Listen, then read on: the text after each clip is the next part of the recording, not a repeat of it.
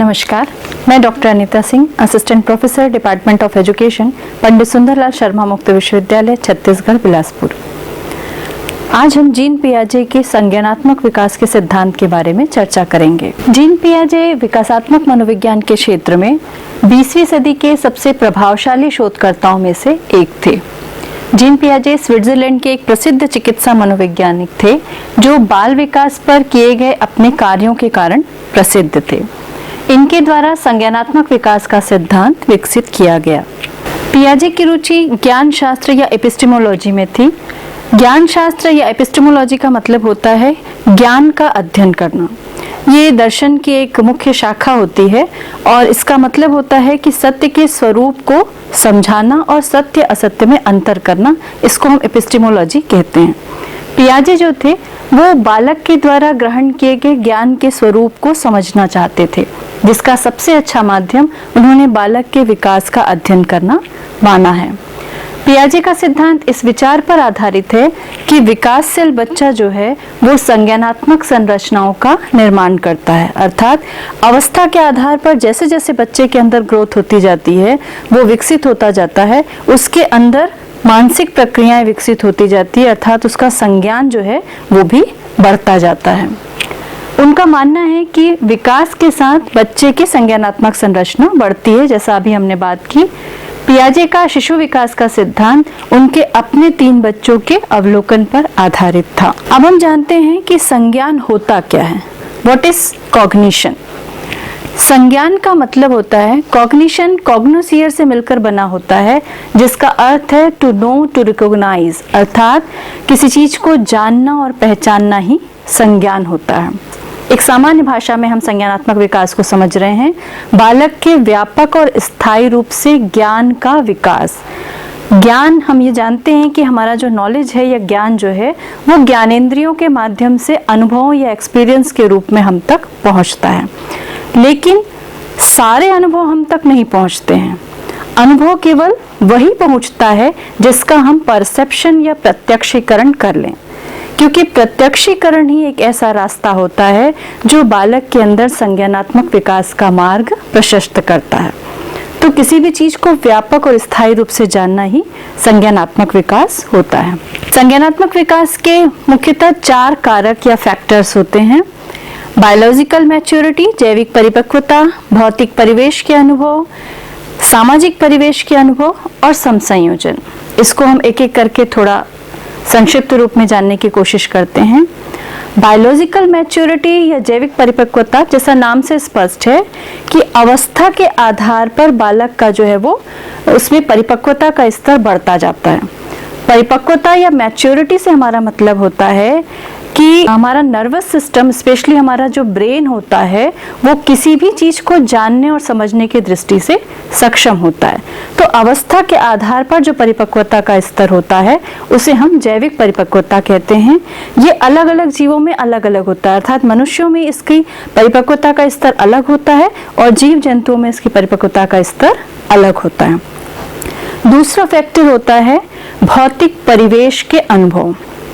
भौतिक परिवेश के अनुभव का मतलब होता है कि हम सामाजिक और प्राकृतिक परिवेश से बहुत सारे अनुभव लेते हैं, लेकिन एक वयस्क व्यक्ति और एक बच्चा, दोनों को हम एक जैसा एनवायरनमेंट दे सकते हैं, एक जैसा परिवेश दे सकते हैं, पर उस परिवेश में उनके द्वारा ग्रहण किया गया जो अनुभव होगा वो उनके अपने स्तर का होगा।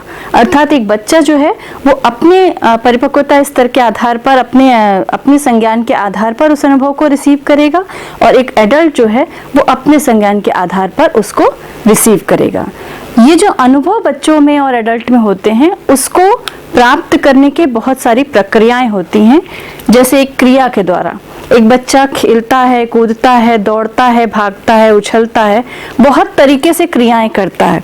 उन सारी क्रियाओं के माध्यम से उसके अंदर अनुभवों का विकास होता है। ठीक इसी तरीके से है भौतिक वस्तुओं के अनुभव। भौतिक वस्तुओं के अनुभव का मतलब है कि किसी भी वस्तु के रंग, रूप, गुण, धर्म के आधार पर जो बच्चे के अंदर अनुभव जागृत होता है वो भौतिक वस्तुओं के अनुभव कहलाता है। और तीसरा है कर्ता व कर्म के मध्य क्रिया। अर्थात करने वाले व्यक्ति का काम के साथ जुड़ना बहुत जरूरी होता है। जैसे एक उदाहरण दे रहे हैं, यदि हमने बच्चे को बताया कि गुलाब का फूल बहुत सुंदर होता है, उसकी खुशबू बहुत अच्छी होती है, वो बहुत अलग अलग कलर्स में पाए जाते हैं, तो आपने बच्चे को ये एक ज्ञान दिया। जब कभी बच्चा जो है वो अपना आगे बढ़ते हुए किसी गार्डन या पार्क में चला जाता है और उसको आपके बताए हुए ज्ञान की याद आती है, तो वो स्वयं उसकी अनुभूति करना चाहता है। वो स्वयं गार्डन में जाकर उस गुलाब के फूल को देखता है, उसकी खुशबू लेता है, उसके अलग अलग रंगों की पहचान करता है। तो उस दिन आपके द्वारा दिया गया ज्ञान उसका बच्चे ने परसेप्शन किया होता है, उसका प्रत्यक्षीकरण वो उस दिन करता है और वो ज्ञान जो है उसके संज्ञान में परिवर्तित हो जाता है। अर्थात करने वाले व्यक्ति का काम के साथ जुड़ना बहुत जरूरी होता है, तभी वो उस चीज का अनुभव कर सकता है। ठीक इसी तरीके से एक फैक्टर है सामाजिक परिवेश के अनुभव। सामाजिक परिवेश के अनुभव का मतलब हम जानते हैं कि मनुष्य एक सामाजिक प्राणी होता है। समाज में वो विभिन्न लोगों के साथ रहता है, परिवार के सदस्यों से परिचित होता है, आस पड़ोस समाज के लोगों से परिचित होता है। वो अपनी संस्कृति को पहचानता है, सभ्यता को पहचानता है, पारस्परिक सहयोग क्या होता है, अनुशासन क्या होता है। ये सारी चीजें जो है बच्चा वो सामाजिक परिवेश में रहते हुए ही सीखता है, जो उसको बहुत सारे नए अनुभव प्रदान करते हैं। और चौथा फैक्टर है सम संयोजन या इक्विलिब्रेशन। इसे हम संतुलन की अवस्था भी कह सकते हैं। सम संयोजन का मतलब होता है कि जब भी हमारे मस्तिष्क में कोई नया ज्ञान हम रिसीव करते हैं, तो उस मस्तिष्क में जो हमारे पुराने अनुभव पड़े रहते हैं उनमें एक उथल पुथल मच जाती है, उनमें एक हलचल मच जाती है। ये हलचल तब तक बनी रहती है जब तक कि हम उस नए ज्ञान को पुराने ज्ञान से ना जोड़ लें। जैसे ही नए ज्ञान को पुराने ज्ञान से जोड़ा जाता है, हमारे मस्तिष्क में एक नई संज्ञानात्मक संरचना बन जाती है और वो संज्ञानात्मक संरचना जो है वही आपका संतुलन या सम संयोजन की अवस्था कहलाती है। उदाहरण के रूप में जैसे एक शांत झील रहती है, उस शांत झील में जब आप पत्थर फेंकोगे तो उसके तलहट में बैठी हुई सारी चीजें जो है वो ऊपर आके हलचल मचा देती हैं, और जैसे ही वो पत्थर जो है वो तल पर अपना स्थान बना लेता है, वापस से झील जो है वो शांत हो जाती है। तो ठीक वही स्थिति जो है वो सम संयोजन की स्थिति कहलाती है। संज्ञानात्मक विकास की कुछ महत्वपूर्ण अवस्थाएं हैं, जैसे स्कीमा, अनुकूलन, आत्मीकरण और समायोजन। थोड़ा सा कोशिश करते हैं समझने की। स्कीमा का मतलब होता है कि आपके मस्तिष्क में कल्पना, आप जैसा देखते हो, जैसा सोचते हो, आपके मस्तिष्क में एक पिक्चर खिंच जाती है। एक नॉर्मल भाषा में हम उसी को स्कीमा कहते हैं। मानसिक और शारीरिक क्रियाओं को समझने की क्रिया। आपने यदि एक बच्चे जो है वो किसी भी पिक्चर को देखते हैं तो उसके मस्तिष्क में एक पिक्चर, किसी भी जानवर को देखते हैं, मान लो बच्चे ने गाय को देखा तो उसकी गाय की छवि उसके दिमाग में बैठ जाती है कि गाय के में 2 आंखें होती है, उसके 4 पैर होते हैं, कई रंगों की होती है। ये एक स्कीमा बना। कुछ दिनों बाद जैसे जैसे बच्चा जो है बड़ा होता है, वो देखता है कि गाय सफेद के अलावा काले रंग की भी होती है, भूरे रंग की भी होती है, तो उसके स्कीमा में परिवर्तन हो जाता है। फिर वो कुछ समय बाद देखता है कि दूसरे कई जानवरों को देखता है, दूसरे जानवरों में भी वही देखता है कि वो 2 आंखें, कई कलर है, 4 पैर हैं। तो उस तरीके से उसके स्कीमा में परिवर्तन होता जाता है और वो ये जानने में सक्षम हो जाता है कि भाई ऐसे कई जानवर होते हैं जिनमें ये सारी चीजें गुण पाए जाते हैं। तो ये जिस तरीके से बच्चे के अंदर अनुभव विकसित होता जाता है, समय और अनुभव के आधार पर बच्चे के स्कीमा में भी परिवर्तन होता जाता है। दूसरी अवस्था होती है अनुकूलन। वातावरण के साथ अपने आप को समायोजित कर लेना ही अनुकूलन कहलाता है। और तीसरा होता है आपका आत्मीकरण, एसिमिलेशन। एसिमिलेशन का मतलब ये होता है नए ज्ञान को पूर्व ज्ञान से जोड़ना या मिलाना। हम किसी भी चीज को या संज्ञान को तभी ले सकते हैं जब हम अपने पुराने ज्ञान को नए ज्ञान से एसिमिलेट कर सकें, जोड़ सकें। और एसिमिलेट और जोड़ने का काम तभी हो सकता है जब हम उसका परसेप्शन कर लें। बिना प्रत्यक्षीकरण के परसेप्शन के हम एसिमिलेशन नहीं कर सकते हैं। और फोर्थ होता है एकोमोडेशन या समायोजन। वो एक मानसिक प्रक्रिया है जिसमें बालक जो है वो नई नई सूचनाओं के आधार पर अपने आप को समायोजित कर लेता है। तो ये कुछ महत्वपूर्ण अवस्थाएं हैं जिन्हें संज्ञानात्मक संरचना को समझने के लिए आवश्यक होता है समझना। सामाजिक और प्राकृतिक परिवेश से अनुभव ग्रहण करते हैं। ये अनुभव, सारे अनुभव तो हम तक पहुंचते नहीं हैं, हमेशा हमारे अंदर जो नया ज्ञान आता है, नए अनुभव आते हैं, उस नए अनुभव को हमको अपने पुराने अनुभव से जोड़ना होता है। क्योंकि जब भी हम नया ज्ञान लेते हैं, हमारे मस्तिष्क में एक तनाव उत्पन्न होता है, और ये जो तनाव होता है वो किसी भी चीज को सीखने के लिए सबसे जरूरी प्रक्रिया होती है। तो हमको अपने उस तनाव को शांत करने के लिए अपने नए ज्ञान और पुराने ज्ञान को एसिमिलेट करना होता है, जोड़ना होता है। एसिमिलेशन तभी संभव होता है जब हम उस अनुभव का परसेप्शन कर सकें, जैसा हमने पिछली स्लाइड में भी देखा। बिना परसेप्शन, बिना प्रत्यक्षीकरण के हमारे अंदर एसिमिलेशन की प्रोसेस नहीं हो सकती है। और जैसे ही आपने नए पुराने ज्ञान को एसिमिलेट किया, आपके मस्तिष्क में एक नई संज्ञानात्मक संरचना जो बन जाती है, वो संज्ञानात्मक संरचना कहलाती है एकोमोडेशन या समायोजन। और उस समायोजन के बेस पे, उस नई संज्ञानात्मक संरचना के बेस पर व्यक्ति के व्यवहार में जो परिवर्तन आता है, उसे हम अनुकूलन या एडेप्टेशन कहते हैं। तो संज्ञानात्मक संरचना को समझने के लिए ये पिक्चर के रूप में भी हम उसको एक सामान्य रूप में समझने की कोशिश कर सकते हैं। मुख्य रूप से संज्ञानात्मक विकास के 4 चरण होते हैं। इंद्रिय क्रिया विकास अवस्था, the period of sensory motor, जो जन्म से 2 साल तक रहती है। पूर्व संक्रियात्मक अवस्था, the period of representative intelligence, जो 2 से 7 साल तक रहती है। मूर्त संक्रियात्मक अवस्था, कॉन्क्रीट ऑपरेशनल स्टेज, जो 7 से 11 साल तक रहती है।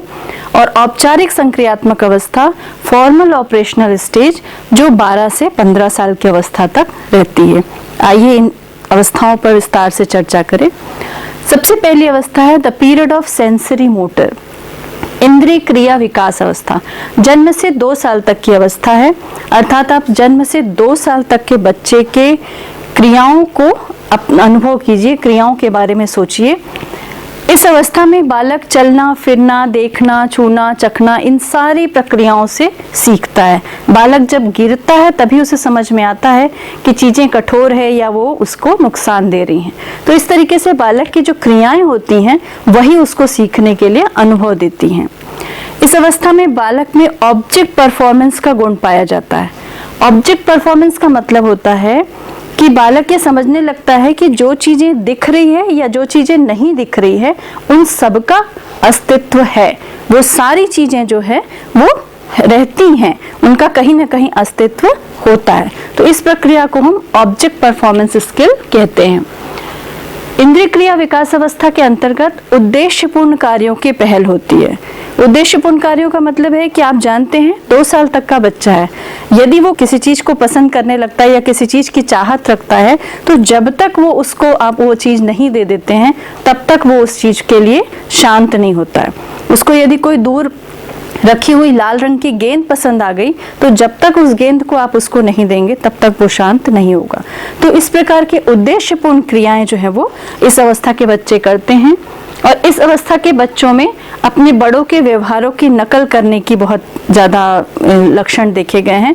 वो इमिटेशन करता है। यदि आप उसको बोलते हैं कि एक छोटा बच्चा, उदाहरण के लिए देख लें, एक छोटा बच्चा, उसको बोलने की समझ नहीं होती, भाषा की परख नहीं होती, पर माँ यदि उसे खिलाते समय माँ माँ जैसे शब्दों का उच्चारण खोलती है, तो वो उस माँ शब्द की अनुभूति नहीं जानता है। वो अपनी माँ की नकल करते हुए अपने माँ के जैसे मुंह खोलती है माँ, वैसे ही उसी तरीके के मुंह खोल के उस शब्द को बोलने की कोशिश करता है। दूसरी अवस्था है the period of representative intelligence, 2 से 7 साल की अवस्था है। इस अवस्था में बच्चे में हाव भाव, संकेत, इन सब चीजों को सीखने की क्षमता हो जाती है। बहुत तेज रीजनिंग पावर होता है इस स्टेज के बच्चों में। उसमें सिंबॉलिक थॉट की क्षमता भी होती है, प्लस माइनस सारी चीजों को वो समझने लगता है, सिंबॉलिक चीजें समझने लगता है, रीजनिंग पावर तेज हो जाता है।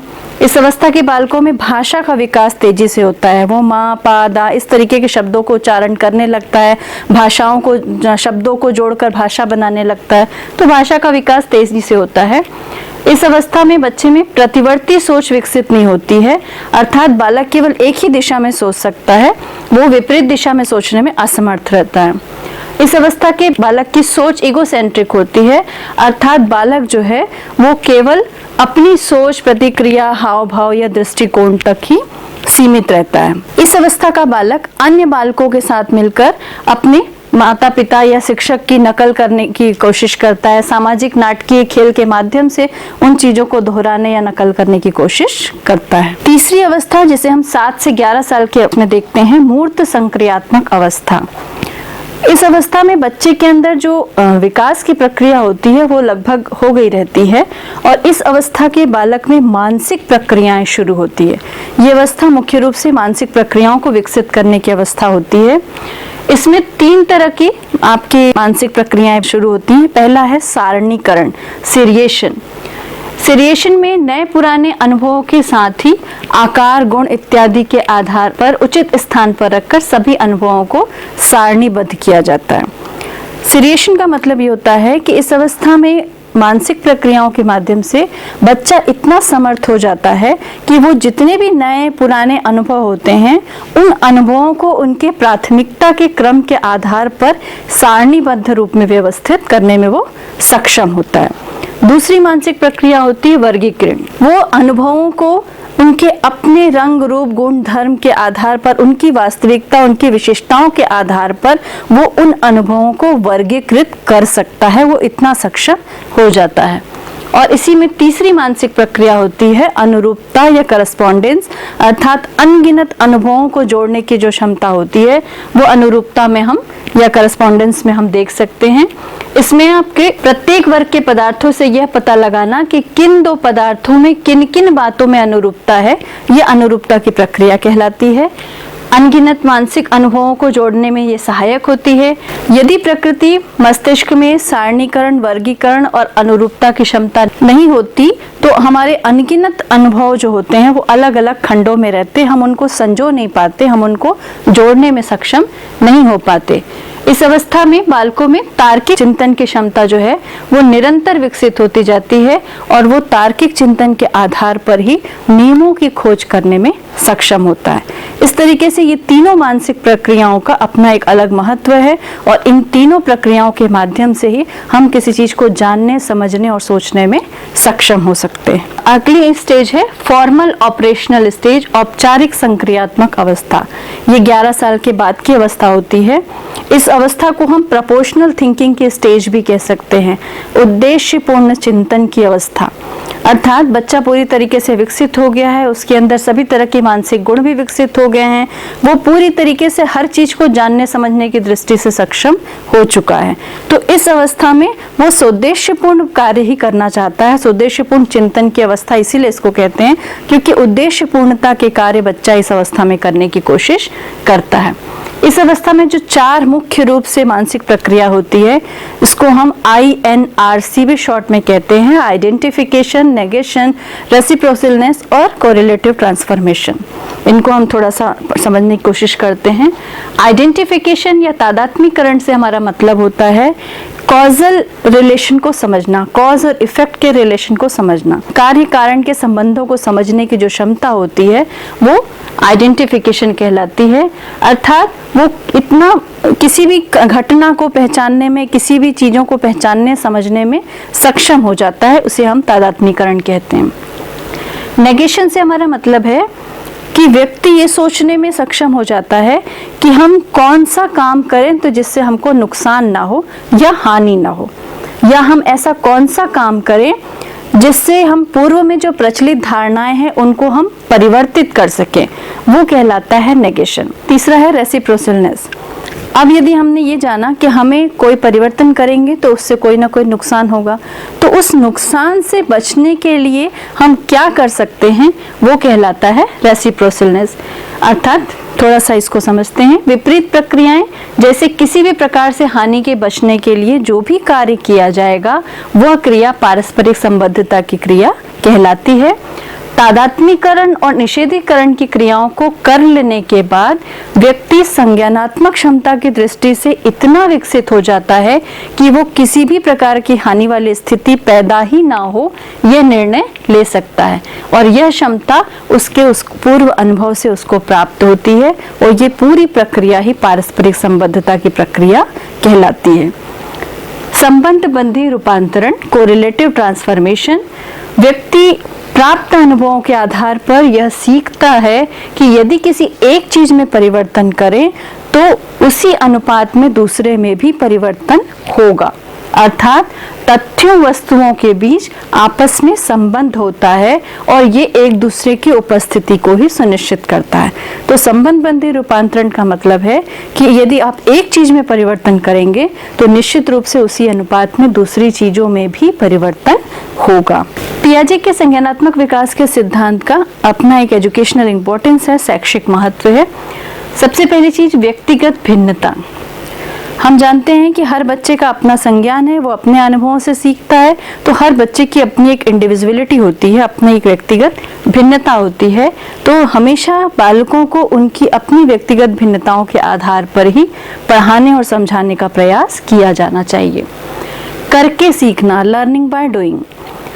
पियाजे के अनुसार बालक को स्वयं कार्य करते हुए सीखने के लिए ही अभिप्रेरित करना चाहिए। इसलिए शिक्षक को क्लासरूम में ऐसी गतिविधियों का आयोजन करना चाहिए जिससे हम विद्यार्थी के प्रतिभाओं को सामने ला सकें, उनके अपने काम करने की क्षमता को हम सामने ला सकें और एक नया प्लेटफॉर्म दे सकें जिससे वो ज़्यादा से ज़्यादा अपने आप को सुधार पाएं। और तीसरा होता है उचित समय एवं वातावरण। बालकों को शिक्षा देने और सिखाने के लिए शिक्षक को सही समय और वातावरण का चुनाव करना जरूरी है, क्योंकि यदि हम सही परिवेश, सही माहौल, सही वातावरण बालक को नहीं देंगे तो वो सीखने के लिए तत्पर नहीं होगा। तो बालक को अच्छा ज्ञान देना है, नवीन ज्ञान देना है, तो उसे हमेशा सीखने के लिए एक अच्छा वातावरण देना भी जरूरी है।